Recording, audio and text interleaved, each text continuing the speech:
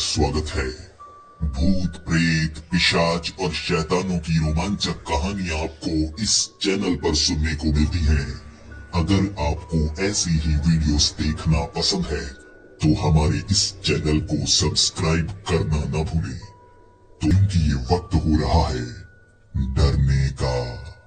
Hello दोस्तों, मेरा नाम मेहताब है और आज मैं आपको सिर्फ एक कहानी नहीं सुनाने वाला बल्कि अपनी जिंदगी की घटनाओं की जानकारी देने वाला हूँ। शायद आपको इससे पहले ऐसी डरावनी कहानियों से ज्यादा डर ना लगा हो, लेकिन आज की कहानी में अगर आप खुद को मेरी जगह रखकर देखेंगे, यकीनन आपको डर लगने लगेगा। आपकी रातों की नींद उड़ जाएगी। मुझे भी रात को नींद नहीं आती, वो घटनाएं याद आती ही रहती हैं। उस समय मैं 40 साल का था, अपनी बीवी के साथ रहा करता था और गांव में हमारा बहुत ज्यादा रसूख था। पहले से ही मेरे पूर्वजों के पास बहुत जमीनें हुआ करती थी, बहुत काम हुआ करता था। इसीलिए कह सकते हैं आस पास के पूरे इलाके में हमसे ज्यादा अमीर कोई नहीं था।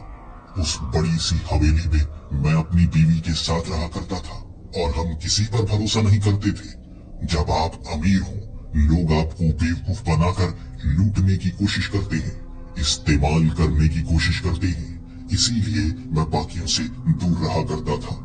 गांव में हमारा काम बहुत ज्यादा था, जमीनें बहुत ज्यादा थी। एक बड़ी लकड़ी की फैक्ट्री, जंगल से कटी हुई लकड़ी हमारी इस फैक्ट्री में आया करती थी और यहीं से आगे जाया करती थी, सरकारी काम के लिए भी और प्राइवेट काम के लिए भी, जिसका फायदा हमें बहुत ज्यादा होता था। इसी के साथ और भी ढेर सारे हमारे काम थे। सही से कहीं मैं काम किया नहीं करता था, जैसे बैठे बैठे अमीर से अमीर होता जा रहा था। आपका समय अच्छा हो तो आपको नजर लगने लगती है। जो खुद इतना नहीं कमा पाते, आपके रुपयों पर उनकी नजर टिकने लगती है और कहते हैं जब आपके बारे में लोग नकारात्मक सोचने लगते हैं, आपकी जिंदगी में नकारात्मकता आने लगती है। शायद यही कारण था। उस बड़ी सी हवेली में मैं अपनी बीवी के साथ बहुत खुश था। हम दोनों एक दूसरे पर बहुत ज्यादा भरोसा किया करते थे। कमी बस एक ही रह गई थी। मेरे माँ बाप काफी पहले मर चुके थे। घर बिल्कुल खाली खाली लगता था और बच्चे की किलकारी इतने समय से गूंज नहीं रही थी। मेरी बीवी को बच्चा नहीं हो रहा था। हमने डॉक्टर को काफी बार दिखाया और डॉक्टर ने साफ कह दिया था वो 5 बन चुकी है, अब बच्चे को जन्म नहीं दे सकती। फिर भी हम कोशिश करते ही रहे। जितने दवा खाने हमें मिल रहे थे, बड़े बड़े डॉक्टर, उनसे भी हम अपॉइंटमेंट ले रहे। मैं जैसे पैसों को बहा रहा था, लेकिन फायदा नहीं हुआ। 10 साल हो चुके थे हमारी शादी को, बच्चा अब तक नहीं हुआ।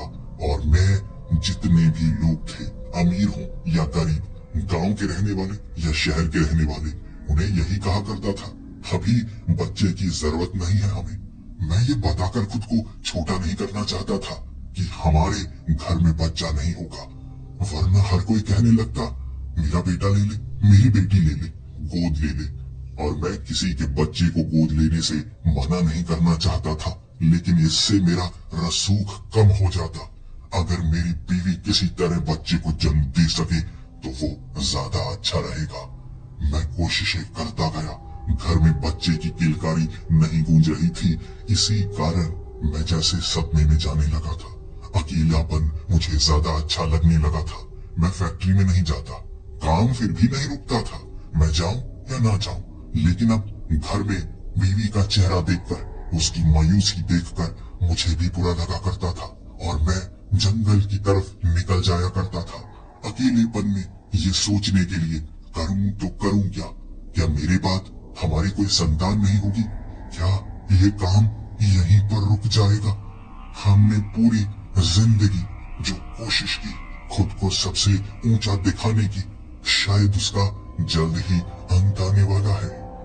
उस जंगल में किसी ने मुझे बताया था एक कुटिया है जहां पर साधु बाबा रहते हैं। वो कहते हैं वो साधु बाबा लोगों की मदद करते हैं। मैंने वहां जाने की कई कोशिशें की थी, लेकिन साधु बाबा के जितने भी शिष्य थे मुझे उस कुटिया के अंदर जाने नहीं दे रहे थे। मैंने धन देने की कोशिश की, उन्हें फंसाने की कोशिश की, हर कोशिश के बावजूद मुझे उस कुटिया के अंदर जाने नहीं दिया जा रहा था। हर किसी का मानना था साधु बाबा बहुत पहुंचे हुए हैं, लेकिन मेरे सामने तो जैसे वो आ ही नहीं रहे थे। मैं क्या करता? मुसीबतें बढ़ती जा रही थी, उम्र मेरी बढ़ती जा रही थी और धीरे धीरे शायद लोगों को पता चल ही जाएगा। लोग कयास लगाना शुरू हो चुके थे, या तो मुझ में कमी है या मेरी बीवी में कमी है। मैं क्या करूं? ये सोच ने मुझे बहुत परेशान कर रखा था। और एक दिन जब मैं जंगल में गया, मैंने जिद पकड़ रखी थी उस कुटिया में बाबा से मिलकर ही रहूंगा। जैसे ही उनके शिष्य ने मुझे रोकने की कोशिश की, मैं झगड़ा करने लगा। झगड़ने के बाद मैं रुकने वाला नहीं था। मैं इतना झगड़ा कर रहा कि आज तो या मैं मरकर जाऊंगा या साधु बाबा से बात करके जाऊंगा। इसीलिए झगड़ा देख साधु बाबा पहली बार कुटिया से बाहर आए थे। वो 10 लोग थे जो उसके शिष्य बने हुए मुझे रोकने की कोशिश कर रहे। कुटिया के अंदर किसी तरह में घुस गया तो बाबा भी बाहर आ गए। उसके बाद बाबा ने बाकी सभी शिष्यों को शांत किया और बाबा मुझे कुटिया के अंदर लेकर गए। मुझे लग रहा था मैंने जो तपस्या की है उसका शायद फल मिलने वाला है। इसीलिए मैं जैसे ही कुटिया के अंदर गया, साधु बाबा के पांव पकड़ लिए थे और मैं साधु बाबा को कहने लगा, बाबा जी, मैं जितना अब धन का हूँ उतना खर्च करने को तैयार हूँ। मेरी बीवी के संतान नहीं हो सकती। आप कोई शक्ति का इस्तेमाल कीजिए जिससे मेरी बीवी को कोई संतान हो जाए। तब साधु बाबा ने मुझे बताना शुरू किया कि परेशानी उसके ऊपर नहीं, मेरे ऊपर है। मेरे कर्मों के कारण मेरी बीवी बांझ बनी है, वरना उसकी जिंदगी में 2 संतानें लिखी हुई थी, लेकिन वो 2 संतानें मेरे बुरे कर्मों के कारण उसे जैसे दूर कर चुकी हैं। ये बातें सुनते हुए मुझे बड़ा बुरा लग रहा था। मैं साधु बाबा को कह रहा, मैं अच्छे कर्म करने को तैयार हूँ। इससे पहले मैंने जितनी भी बुराइयां की है मैं सभी को जैसे साफ कर सकता हूँ। तब साधु बाबा जो जो बातें बोलते गए मेरी आंखें खुलती गई। मुझे नहीं पता था साधु बाबा को इन चीजों का पता कैसे चल गया। साधु बाबा कह रहे, उस आदमी को जब तुमने मरवाया था उसकी जमीन हड़पने के लिए, वो तुम्हारी जिंदगी का सबसे बुरा कर्म था। ये बात सुनते मेरे होश उड़ गए थे, लेकिन फिर भी उस बात को मैंने छिपाने की कोशिश की। साधु बाबा ने एक एक चीज इतनी सफाई से बताई, मैं रोने लगा। मुझसे गलती हो गई। मेरी आंखों पर पर्दा पड़ गया था, पैसों का पर्दा। उस समय मुझे लग रहा था मैं सबसे अमीर हो जाऊंगा, मैं विदेशों में घूमूंगा। ज्यादा पैसे इकट्ठे करने के बाद हमें ज्यादा खुशी मिलती है। अपनी बीवी के साथ मैं विदेश में घूमने के लिए भी गया था, लेकिन जैसे जैसे समय बीतता गया मैं समझता गया ज्यादा रुपए कमाने से कुछ नहीं होता। जिंदगी सिर्फ धन से ही अच्छी नहीं होती। आप और भी कई तरीकों से अपनी जिंदगी को अच्छा बना सकते हैं। लेकिन वो साधु बाबा, वो मेरी आंखों की तरफ देखकर एक एक करके मेरे बुरे कर्मों को बताते गए। मैंने कितने झगड़े किए थे, कितने लोगों के साथ बुरा किया। मेरी फैक्ट्री में काम करने वाले कई लोग, मैं उनसे चिढ़ा करता था, उनके सामने रसूख दिखाया करता था, उन्हें पीटा भी करता था। ये बात पहले की थी। सच में मैंने पहले बहुत बुरा काम किया था, लेकिन अब मैं बदल चुका हूँ। साधु बाबा ने कहा, तुम बदल सकते हो, तुम्हारे कर्म नहीं बदले हैं, वो तो हमेशा के लिए तुम्हारे सर पर रहेंगे। तुम कुछ नहीं कर सकते, तुम्हारी बीवी बांझ ही रहेगी, वो कभी किसी बच्चे को जन्म नहीं दे पाएगी, तुम्हारे घर में कभी कोई बच्चा नहीं आ पाएगा। ये बातें सुनकर मैं बड़े गुस्से से उस कुटिया से बाहर निकला था। उस साधु बाबा को मैंने कहा था, धन से कुछ भी हो सकता है, मैं करके दिखाऊंगा। मेरी बीवी हमेशा के लिए बांझ नहीं रहेगी, वो भी संतान को जन्म देगी। साधु बाबा ने कहा था, ऐसा नहीं होगा, कभी नहीं होगा। साधु बाबा की ये बातें सुनकर मैं इतना ज्यादा दुखी था, सीधा मैं घर आ गया। अपनी बीवी के सामने रोता जा रहा। मेरी बीवी मुझे चुप करवाने की पूरी कोशिश कर रही थी, लेकिन मेरा रोना रुक नहीं रहा। मैं अपनी बीवी को ये बताना नहीं चाहता था उसने क्या क्या बताया है। मुझे भी साधु बाबा की बातों पर यकीन हो गया था, लेकिन अगर मेरी बीवी को मेरे कर्मों के बारे में पता चलता, वो कहने लगती तुमने ये सब क्यों किया। मैं धन पाने के लिए क्या क्या कर चुका था, घर आकर बीवी को नहीं बताया करता था। उसके सामने तो मुझसे अच्छा कोई था ही नहीं।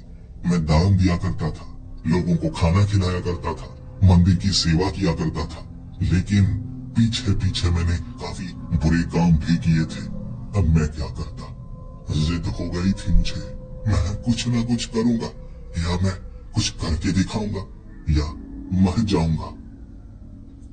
उस समय गुस्से में मैंने कहा था, अगर भगवान की शक्ति मेरी मदद नहीं करेगी तो मैं शैतानी शक्तियों का सहारा लूंगा। मेरी जबान से निकले इन शब्दों ने मेरे दिमाग पर असर किया था। भले ही मैंने ये गुस्से में कहा था, लेकिन जब गुस्सा शांत हुआ, ये बातें मेरे कानों में गूंजती गई और मैं सोचता गया। वो साधु बाबा के पास भगवान की शक्ति थी जिससे वो ये पता कर पाया। लेकिन उसने ये भी तो कहा है, मेरी बीवी के कर्मों में 2 बच्चे हैं। आखिर 2 बच्चे कैसे हैं? मैं कुछ कर सकता हूँ, काली शक्तियों से ही सही।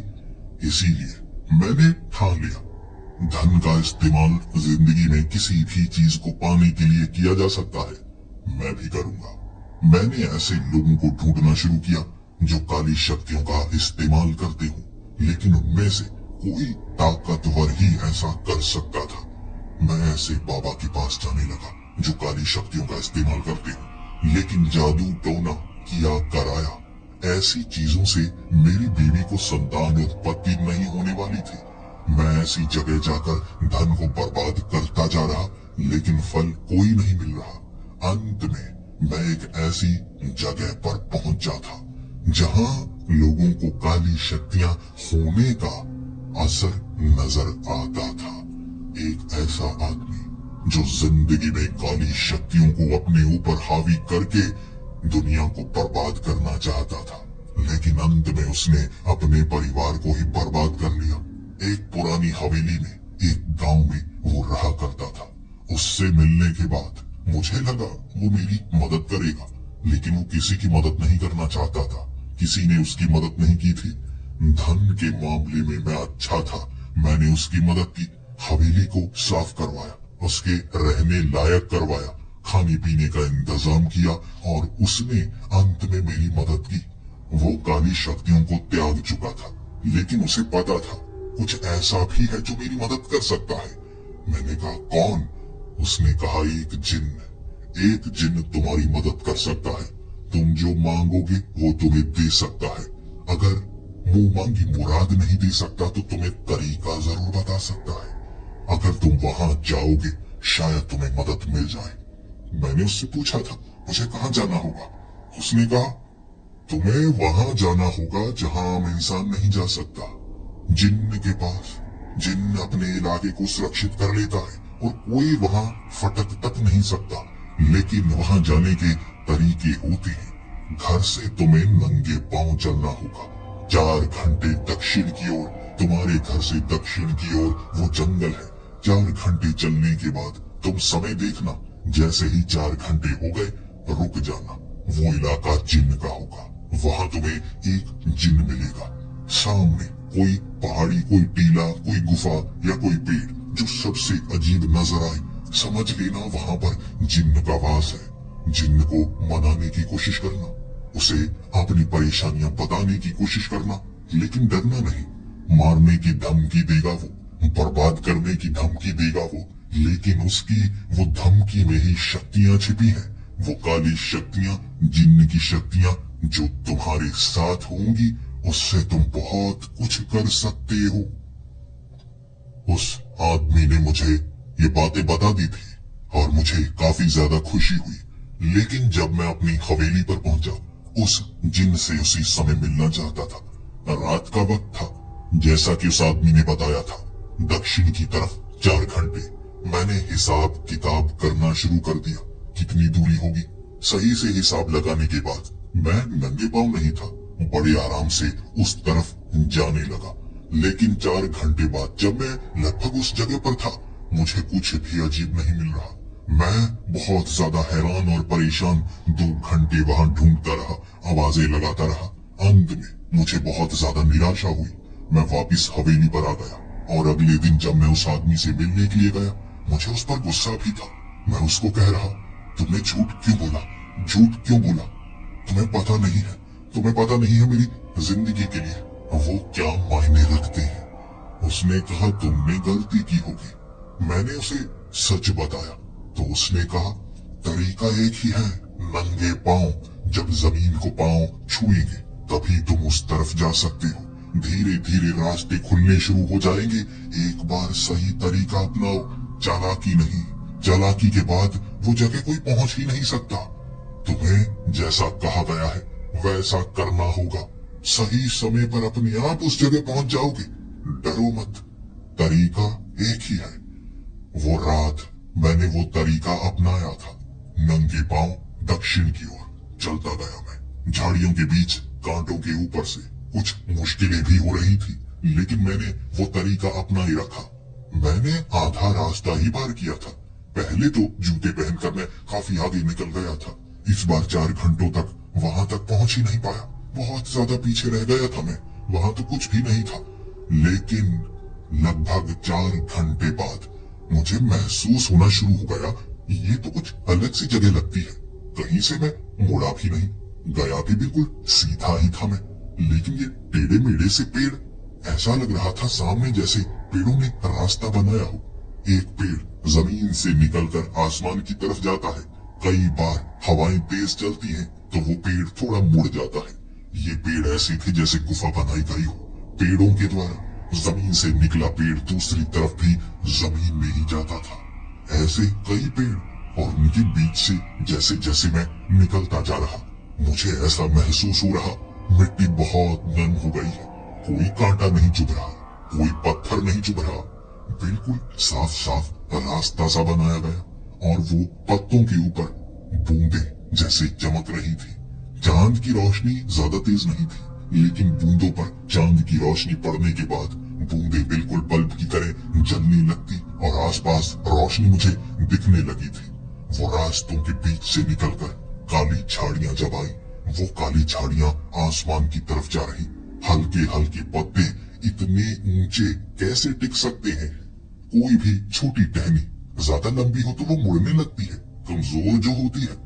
ये हल्के हल्के घास की नोक जैसे पत्ते बहुत लंबे पेड़ों की तरह बिल्कुल सीधे थे।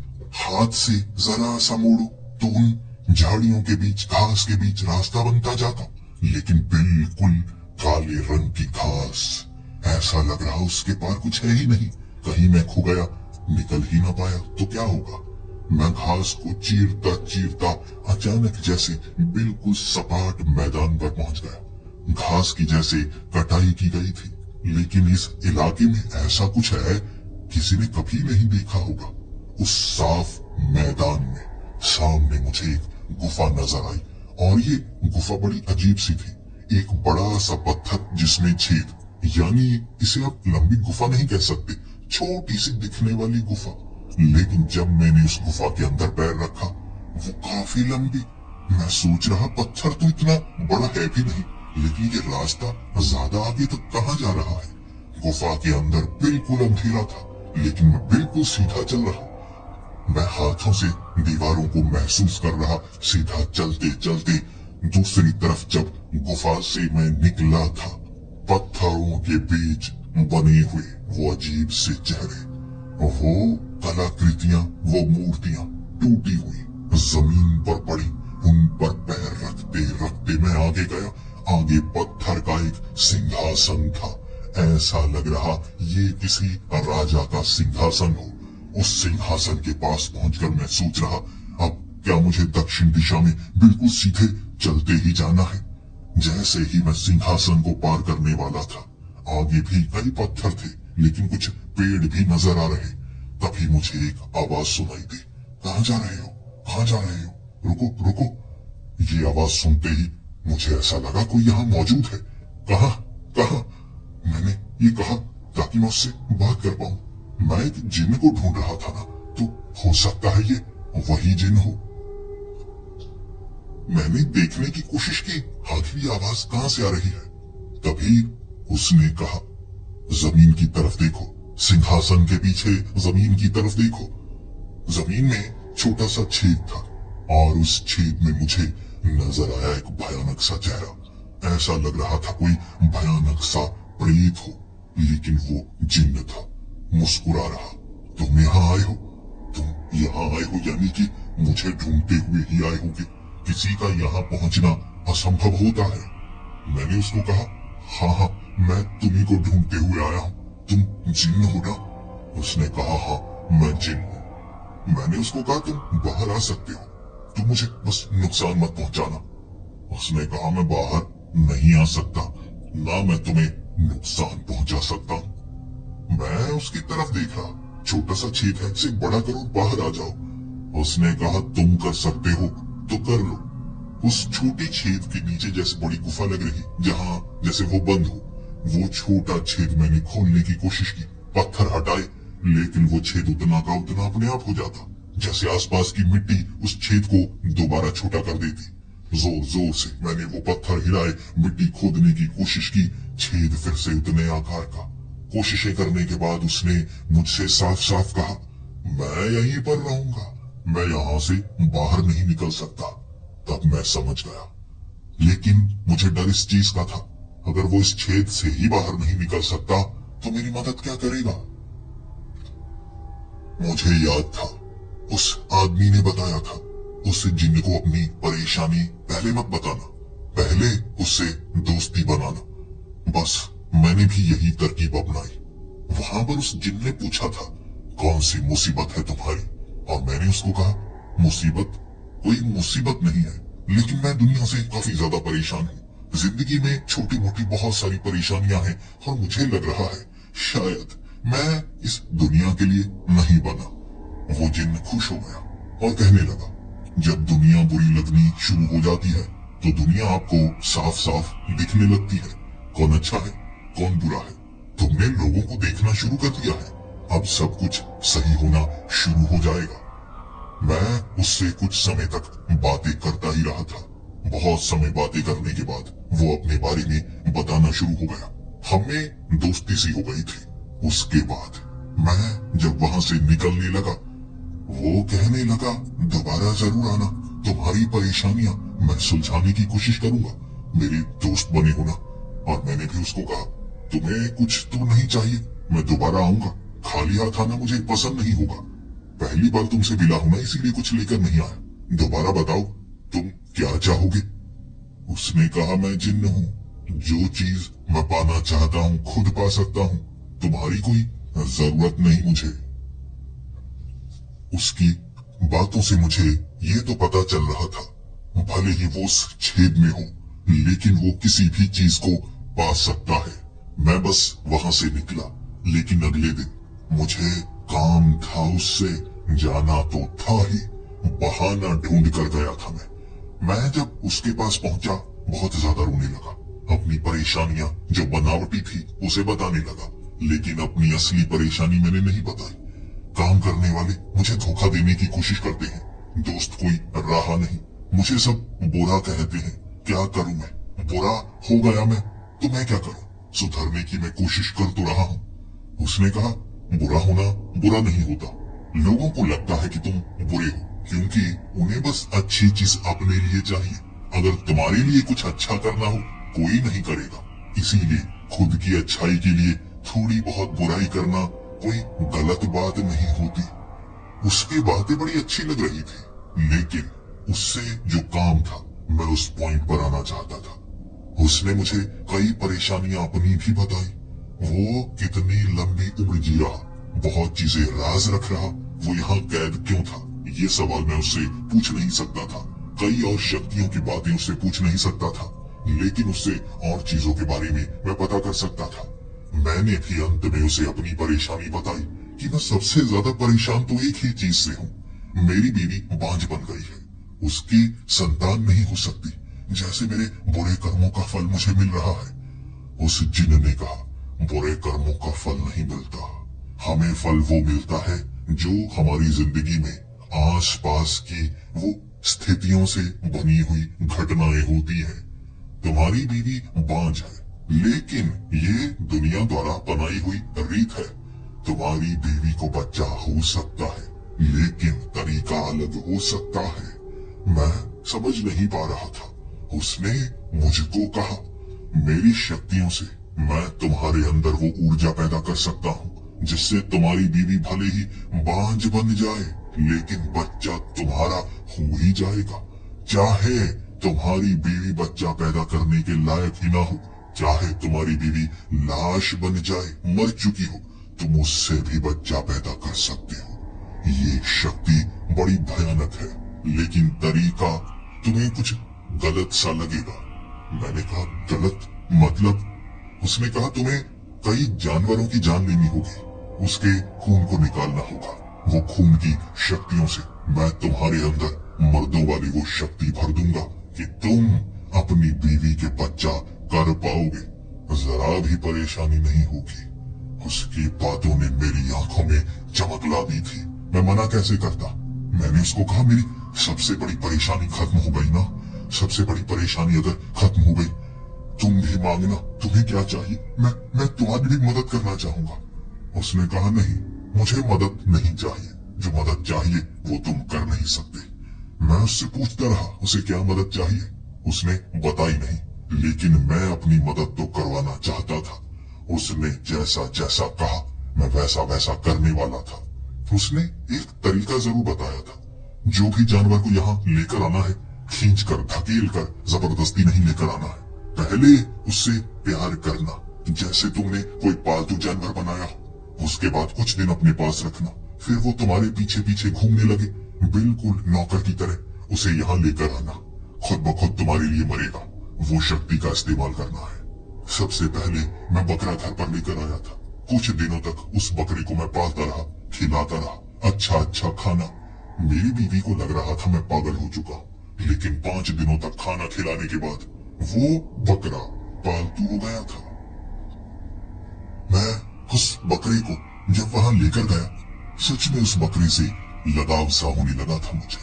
वहां पर ले जाकर उसे अब मारना भी था, मेरा दिल नहीं कर रहा था, लेकिन मुझे अपने संतान के लिए ये करना था। मैं जैसे ही उस बकरे को उस छेद के पास लेकर गया, वो जो जिन्न था बड़ा भयानक था। उसकी उंगलियां निकली बाहर की तरफ और उसने वो बकरे का सर अलग कर दिया, उसका धड़ अलग कर दिया। धड़ को चबा गया, इतना बड़ा मुंह बना लिया था, लेकिन उस छेद के अंदर ही मैं घबरा गया। मैं पीछे गिरा था और मैंने कहा था, तुम कितने खतरनाक हो, एक झटके में उसे मार दिया। वो बकरी का सर जिससे खून बह रहा था, उसने कहा, नीचे कुछ बर्तन रखो, ये खून एक बर्तन में आना चाहिए जो उसके सर का है। उसके सर का वो खून बर्तन में पहुंचा। उसने मांगा बर्तन और कहा, भरोसा करो, मेरे करीब आओ। उस समय मुझे सबसे ज्यादा डर लग रहा था। अगर मैं उस छेद के पास गया, उसने मुझे भी इसी तरह से खींचा। समय बर्बाद नहीं किया उसने, एक झटके में बकरी का सर धड़ से अलग कर दिया। लेकिन वो मुझे भरोसा दिलाने की कोशिश कर रहा। मैंने अपनी जिंदगी का ये सबसे बड़ा फैसला लिया था। मैं बर्तन लेकर छेद के पास गया, उसने मेरा हाथ पकड़ा और उसके बाद बर्तन अंदर खींचा, बड़े बड़े दांत दिखाए और कहने लगा, दोस्त हो तुम मेरे, तुम्हें क्या लगा मैं तुम्हें भी इसी तरह से मार डालूंगा? डरो मत। उसने अपना हाथ छोड़ दिया। वो बर्तन में जो खून था ना, उसे छेद के अंदर ही इसी तरह रखे रहा। उसका रंग थोड़ा थोड़ा बदलने लगा था। फिर वो मुझे कहने लगा, अब तुम्हें एक और जानवर लाना होगा। तुम्हें कितने जानवर लाने हैं मैं तुम्हें बताता जाऊंगा। मैं वहां से वापिस आ गया। मैंने अगले दिन एक खरगोश लिया। कुछ दिनों तक खरगोश को पालता रहा। मेरी बीवी को भी लगाव हो गया था उस खरगोश से, लेकिन कुछ दिनों बाद उसे भी वहां लेकर जाना था। मेरी बीवी कह रही, जल्दी ले आना इसे। मैं उसे क्या बताता, वो तो मेरे कंधे पर चढ़ा हुआ। जंगल का रास्ता पार करके जैसे ही मैं उस बड़े से जगह पर गया, सिंहासन के पीछे छेद में उसने खींच लिया उस खरगोश को। उस खरगोश को उंगलियों से उसने निचोड़ डाला था, जैसे कोई गीला कपड़ा निचोड़ा जाता है। उससे निकला खून उस बर्तन में गया और उसने वो खरगोश को चबा लिया। मेरी आंखों से आंसू निकले थे। बहुत बुरा लगा था। मेरे कारण 2 जानवरों की जान गई थी, लेकिन कठिन निर्णय लेने पड़ते हैं। वहां से वापस रोते रोते आया था। घर आकर जब बीवी को बताया कि खरगोश कहीं खो गया, मेरी बीवी भी बहुत ज्यादा रोई, लेकिन मैं क्या करता। अगले दिन मैं एक बिल्ली को लेकर आया। मेरी बीवी समझ नहीं पा रही थी मैं नए नए जानवरों को क्यों ला रहा हूँ। कुछ दिनों तक बिल्ली को पाला। उसके बाद वो बिल्ली से लगाव मेरी बीवी को हो चुका था, लेकिन उसे भी मारने के लिए लेकर जाना था। बिल्ली को लेकर जब मैं उस जगह पहुंचा, बिल्ली कभी भी पालतू नहीं बनती। वो जैसे कुत्तों की तरह वफादार नहीं होती। बिल्ली मुझसे दूर भाग रही, मैं उसे पकड़कर वहां लाना चाहता था। बिल्ली दूर भागी जा रही, जैसे बिल्ली को पता था उस जगह एक जिन्न है जो उसे मार डालेगा। बिल्ली को पकड़कर घसीट कर लेकर आया मैं। जैसे ही छेद में फेंका, वो जिन्न ने छेद से बिल्ली को बाहर फेंका जिंदा और कहा, ये नहीं, तुझे कहा था जो भी चीज तुझे रखनी है उसे पालतू बनाना है, उसका भरोसा जीतना है, भरोसा जीतने के बाद यहाँ लेकर आना है, तभी मैं उसे मार सकता हूँ, इसको मैं नुकसान नहीं पहुंचा सकता। बिल्ली को छोड़ दिया मैंने। फिर बिल्ली मेरे साथ। मैं उसे वापस अपनी बीवी को दे आया, लेकिन अब मुझे कोई और जानवर लेकर आना था। मैं तोता लेकर आया। इस तरह तरह तरह के जानवर, पंछी लाता रहा घर। कुछ समय खिलाता, जंगल में उसे मार देता। मैं उस जिन्न के पास ले जाकर उसकी खून की बूंदें वो बर्तन में गिरती गई। हर जानवर के खून को लाल रंग की तरह देखा जाता है, लेकिन उसका रंग बदला करता था।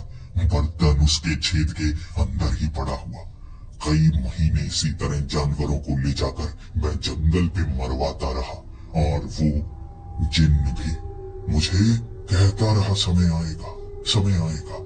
लेकिन मेरी बीवी पूछा करती थी, मैं जानवरों को जंगल लेकर जाता हूँ, वापस क्यों नहीं लेकर आता। मैंने अपनी बीवी को कहा था, मुझसे सवाल मत पूछना, मैं कुछ बड़ा करने की कोशिश कर रहा हूँ।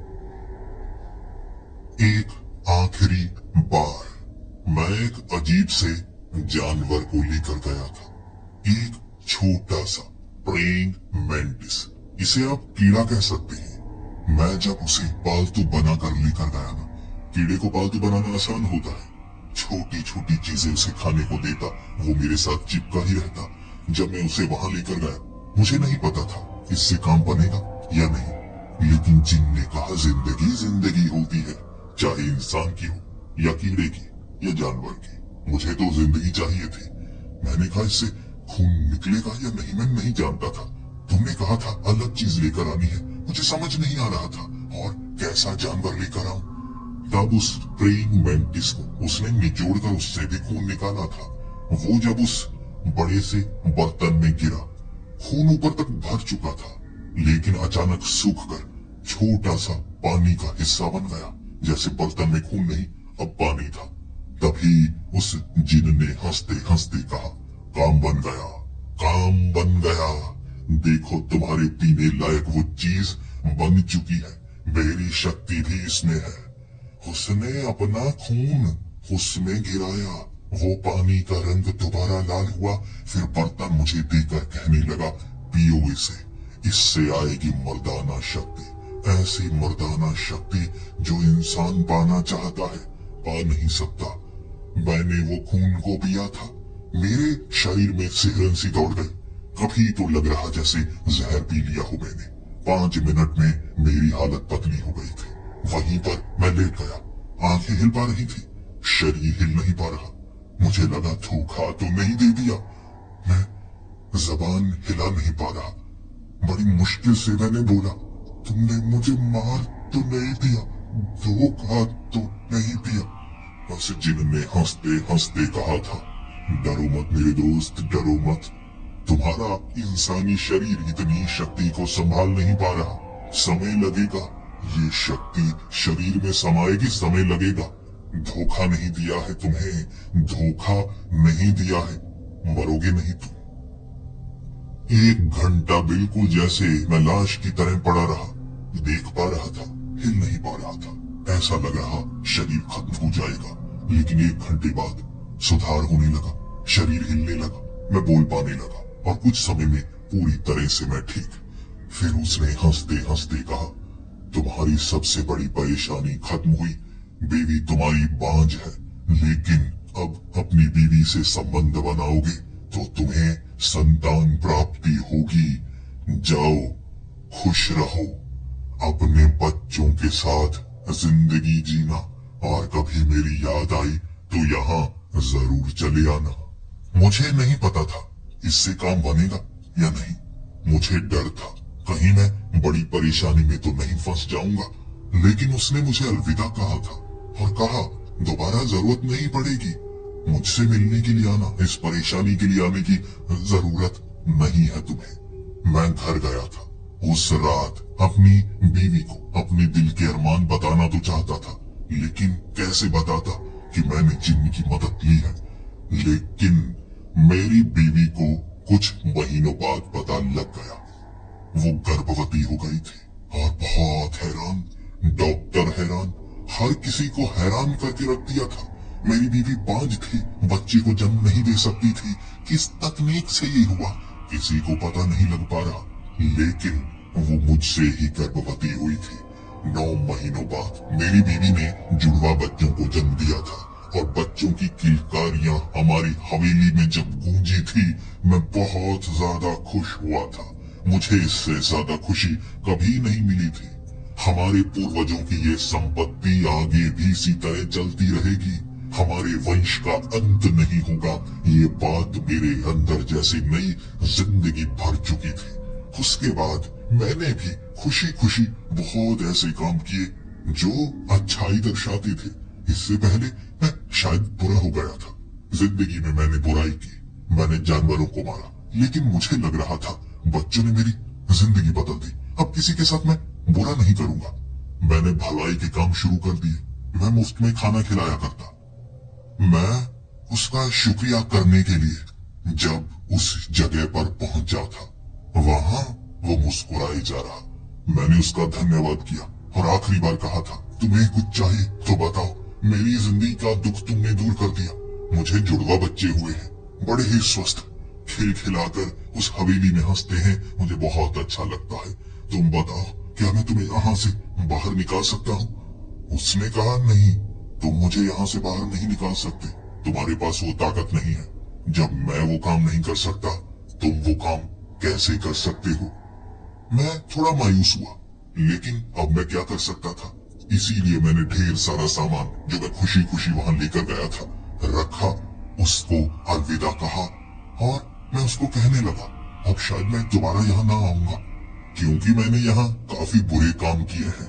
मुझे इससे बुराई की बू आती है। मैं अच्छा बन गया।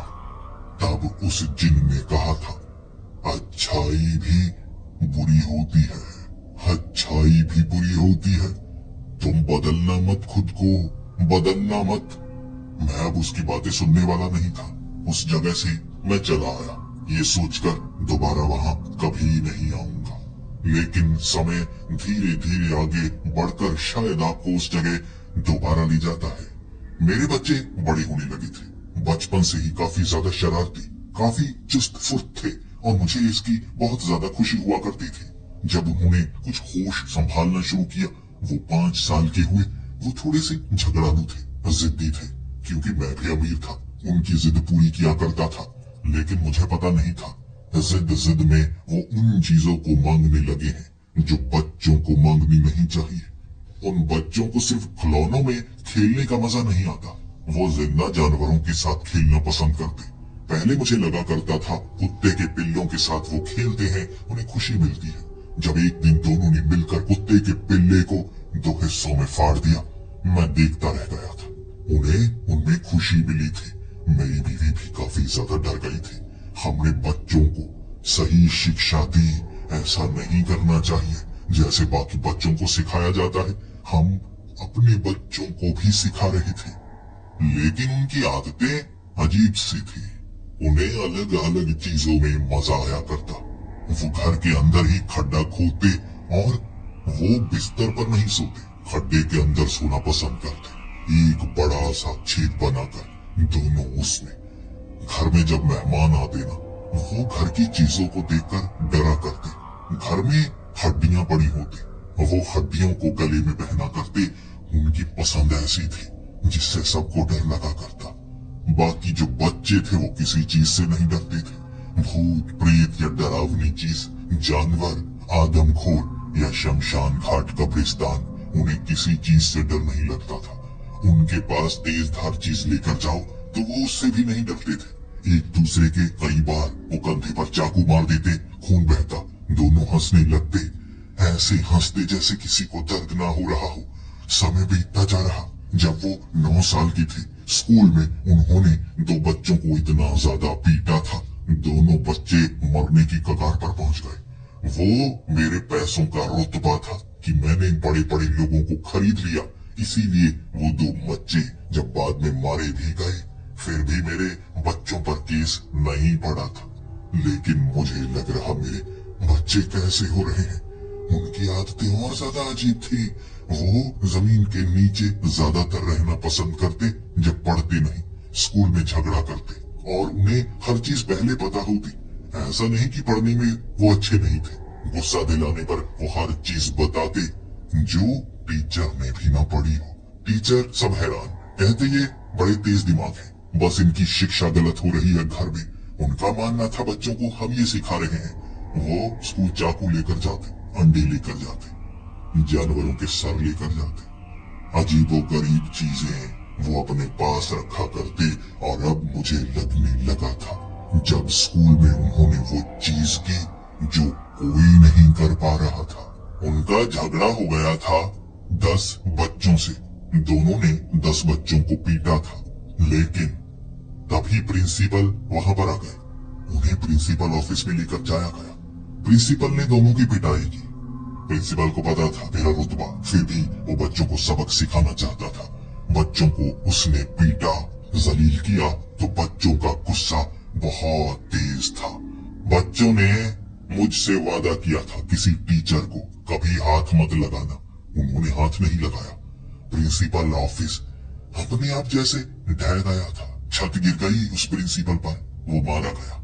गुस्सा जैसे बच्चों का अपने आप उस कमरे का भूकंप बनकर निकला था। एक काम वाली बाई, जिसका कहना था बच्चे शैतान जैसे दिख रहे थे, आंखें लाल लाल थी उनकी, भयानक से हो गए, और ये जैसे इनके कारण भूकंप सा आया, अपने आप दीवारें हिलने लगी थी जैसे इनकी शक्ति हो। उस दिन मुझे लगा था, उस दिन पहली बार मुझे लगा था, इनकी सिर्फ आदतें अजीब नहीं है, बच्चों में कुछ ऐसा है जो मैं सोच नहीं सकता था। मैं उस रात जिन्न के पास गया था उससे मदद मांगने के लिए। मैंने जिनको कहा था, बच्चे ये सब करने लगे, मेरी मदद करो, फिर से मैं परेशान हूँ, मेरे दोस्त हो ना, मेरी परेशानी दूर करो। उस जिन्न ने हंसते हंसते कहा था तुम्हें क्या लगा तुम्हारे बच्चे हैं वो? तुम्हें क्या लगा वो तुम्हारे बच्चे हैं? हम जिन संतान उत्पन्न नहीं कर सकते, लेकिन हमारी शक्तियां ऐसी ही होती हैं। किसी चीज के जरिए किसी औरत के अंदर हम अपने बच्चों का गर्भधारण करवा सकते हैं। जैसे मैंने तेरे जरिए अपने बच्चों को तेरी बीवी के शरीर से निकाला। वो बच्चे कहने को तेरे और तेरे बीवी के हैं, लेकिन असलियत मैं जानता हूँ वो मेरे अंश है, मेरे बच्चे, जिन्हें तू मार भी नहीं सकता। तू मार नहीं सकता उसे। तू जानवरों को मार सकता है, तू लोगों को मार सकता है, तू अपने बच्चों को नहीं मार सकता। तुझे पता भी है कि वो मेरे हैं। फिर भी मैं बहुत रोया। मैं कह रहा नहीं, तेरे बच्चे नहीं हो सकते वो, तेरे बच्चे कैसे हो सकते हैं, वो तो मेरे बच्चे हैं ना। उसकी मुस्कुराहट, उसकी हंसी, वो जानता था कुछ ऐसा जो मुझे पता नहीं था। कैसे कैसे उसने मेरे शरीर के जरिए अपने बच्चों को पैदा करवाया था। मैं वहां से वापस आ गया, उससे झगड़ कर आया था, लेकिन वो बस हंसता ही रहा। मैंने अपने बेटों को मारना शुरू कर दिया था, पीटना शुरू कर दिया था। मैं उन्हें सुधारना चाहता था। वो जिनके बच्चे नहीं, मेरे बच्चे थे। लेकिन मैंने एक दिन, जब वो 15 साल के थे, समझाने की कोशिश की, तब उनका गुस्सा बड़ा अजीब सा था। झगड़ रहे मुझसे आप कैसे हो? आप तो बिल्कुल ताकतवर नहीं हो, बड़े कमजोर से, डरपोक से। आपको जरा भी मजा नहीं आता जब दूसरों पर हावी हुआ जाता है। हम अमीर हैं, हमारे पास धन है, हमारे पास शक्ति है, कमजोर बनकर क्यों रहें? हमें आगे बढ़ना होगा, हमें अपनी शक्ति का इस्तेमाल करना होगा।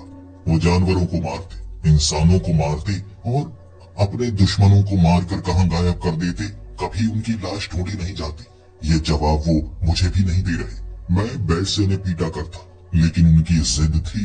वो मेरे सामने कपड़े उतार कर जैसे पिटाई खाते, लेकिन मुस्कुराते रहते। जब वो 15 साल के थे, मुझे धक्का देकर उन्होंने कहा था, आप हमारे बाप नहीं हो सकते, आप इतने कमजोर से।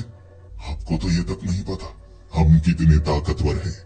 हुस्न उनकी वो लाल लाल आंखें, वो भयानक सा चेहरा दिखा था। हंस रहे, बहुत ज्यादा हंसे थे। मुझे उन्होंने उल्टा लटकाया था। उसके बाद मुझे बड़ा पीटा, बड़ा पीटा। मेरी चमड़ी उधेड़ डाली और पूछा था वो सवाल, आखिर आखिर वो अलग कैसे हैं, अलग कैसे हैं? मैंने जवाब ना देने की कोशिश की, लेकिन अंत में दर्द की मारे मुझे जवाब देना पड़ा। मुझे उन्होंने इसीलिए जिंदा छोड़ा था। वो बड़ी आसानी से मुझे मार सकते थे, वो बड़ी आसानी से अपनी शक्तियों का इस्तेमाल कर सकते थे। वो पूरी हवेली गिरा देते मेरे ऊपर, किसी को शक तक नहीं होता। उनके अंदर दया नहीं थी, उनके अंदर बस गुस्सा था। जब वो घर से भागे, मुझे पता था वो कहां जा रहे हैं। सच जानने के बाद, और ये सच जब मेरी बीवी को पता लगा था, वो सदमे में चली गई थी। उसके बाद से वो कभी नहीं बोली। वो बस एक कुर्सी पर बैठी रहती, जमीन को देखती हुई। मैं जब उस दिन भागा था जंगल की ओर, अपने बच्चों का पीछा करते हुए, मैं उसी जिन के पास पहुंचा, उस सिंहासन के पास। मैं उस जिन से बात करना चाहता था। जैसे ही मैं सिंहासन के पीछे देखने लगा, वो छेद बड़ा चौड़ा था, उससे कोई बाहर आ सकता था। जैसे ही मैंने उस छेद के अंदर देखा, वहां कोई नहीं था। ना वो जिन मौजूद था, ना मेरे बेटे। मैं ढूंढता रहा, कहीं कोई नहीं मिला। कई बार मैं वहां पर गया था। जब कोई नहीं मिला, मैंने उस आदमी को ढूंढने की कोशिश की थी जिसने मुझे यहाँ का पता बताया था। वो बहुत पहले मर चुका था। मुझे कभी जरूरत महसूस ही नहीं हुई। उस घटना के बाद मैंने अपनी बीवी से बात नहीं की। वो बोल नहीं पाती थी। मैं खुद सदमे में था। धन मेरे पास था, लेकिन खुशी नहीं। अकेला रोया करता, अपने कर्मों को याद करते हुए। बहुत साल बीते और मेरी उस हवेली पर, छत पर जब मैं खड़ा था, आसमान को देख रहा, हर रोज की तरह मैं शराब पीकर बस वहां गिर जाया करता। मैं शराब में टुन्न था। मेरे सामने जब वो भयानक चेहरा आया, वो जिन का, सारी उतर गई।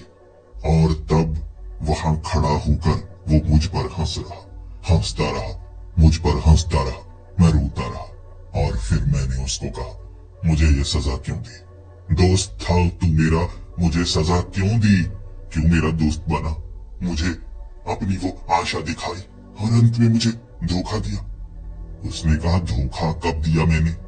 धोखा कब दिया? तूने कब कहा कि तुझे संतान चाहिए तेरी? मैं तेरे शरीर के जरिए बच्चे पैदा कर पाया, और जिन खुद बच्चे पैदा नहीं कर सकते। जिन किसी के साथ संबंध नहीं बना सकते। बच्चे पैदा करने के लिए उन्हें एक ऐसा इंसान चाहिए जो उस पर भरोसा करे। उसके शरीर के जरिए ही ये जिन पैदा हो सकते हैं। जैसे तुमने देखा, मैंने कोई धोखा नहीं दिया। तुमने जो मांगा तुम्हें वो मिला, मुझे जो चाहिए था मुझे वो मिला। और मैं कभी उस छेद में कैद था ही नहीं, बस तुम्हारे सामने कैद दिखता था। ये तरीका होता है। जो बुरे इंसान होते हैं वो दूसरे की मजबूरी का फायदा उठाते हैं। जिनसे काम हो उसके करीब जाते हैं और इसी चीज का हम फायदा उठाते हैं। न मैंने तुमको धोखा दिया, न तुमने मुझे धोखा दिया, लेकिन नुकसान तुम्हें जरूर हुआ। तुम्हारे कर्मों का फल तुम्हें जरूर मिला। वो जिन हंसते हंसते गायब हो गया। उसने मेरी कोई और मदद नहीं की। मैंने मांगा था मेरी बीवी को ठीक कर दो, मेरे बच्चों को एक बार दिखा दो, उसने कोई मदद नहीं की। वो मेरा दोस्त नहीं था। मैं ये सबक सीख पाया अपनी जिंदगी को बर्बाद करके, एक जिन्न से, जिन्न के बच्चों को पाकर मैं सबक सीख पाया।